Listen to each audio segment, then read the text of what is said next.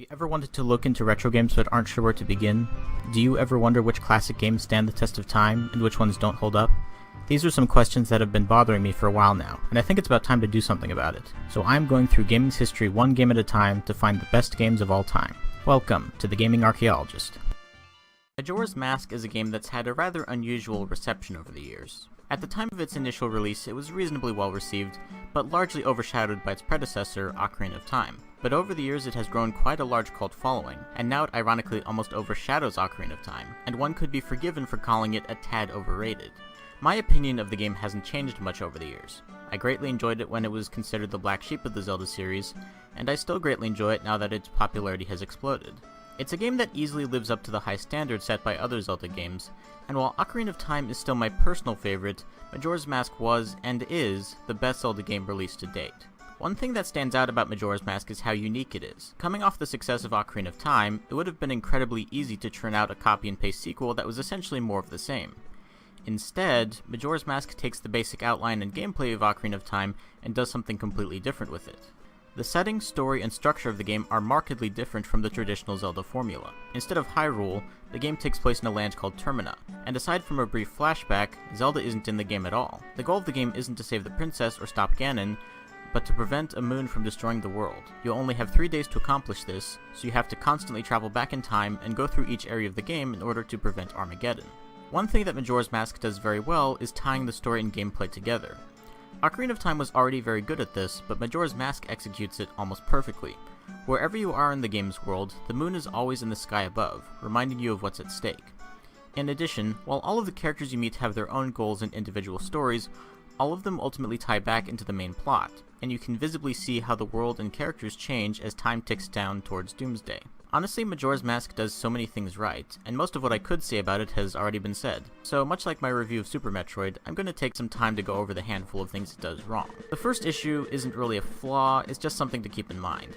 As I mentioned in my Ocarina of Time review, Ocarina is a game that has a very lengthy and substantial main quest, but is rather lacking when it comes to exploration and side activities. Majora's Mask is the exact opposite. The main quest is not bad by any means, it is actually very good, but it's rather short when compared with most Zelda games, and the bulk of the gameplay comes from the various side quests. For players who enjoy exploring and finding all the little secrets and side stories in a game, Majora's Mask will certainly deliver. But if you're like me and prefer to focus more on completing the main campaign, Majora's Mask can feel a little bit underwhelming. Another problem is the 3-day cycle. While it is a well thought out and well implemented mechanic, it does have its annoyances.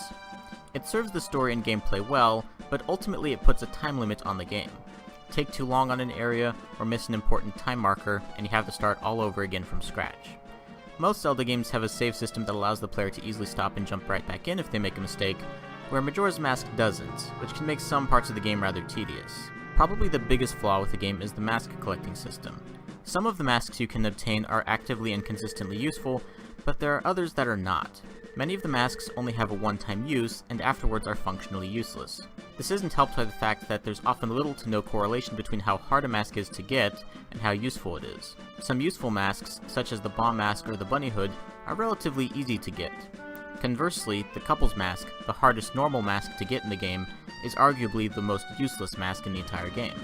It doesn't give the player any new abilities, it's only good for one-time use, and it doesn't even look that interesting. It doesn't even have any eye holes, so one wonders how Link can see out of it.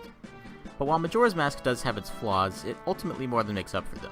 Its overworld is detailed and well thought out, and manages to perfect the idea of having areas that are all memorable, but no bigger than they need to be. Its story and characters are among the best in the series, the gameplay is excellent, and it's earned the right to stand alongside other classic Nintendo games. It's a great game, and if you haven't played it already, you really should. My final score is a 10 out of 10, and I don't give that score out lightly. When I give something a 10, it doesn't mean that it's perfect. No game is perfect. It simply means that the game excels in all areas, and the handful of flaws ultimately do not negatively affect the overall experience to any major extent. And I think Majora's Mask has definitely earned it. So what do you think? Have you played Majora's Mask? What's your favorite Zelda game? Whatever your thoughts, be sure to let me know down below in the comments. If you like what I do, feel free to subscribe and follow me on Twitter. The next game I'll be looking at is F-Zero X. Thank you for watching, and I'll see you in the next one.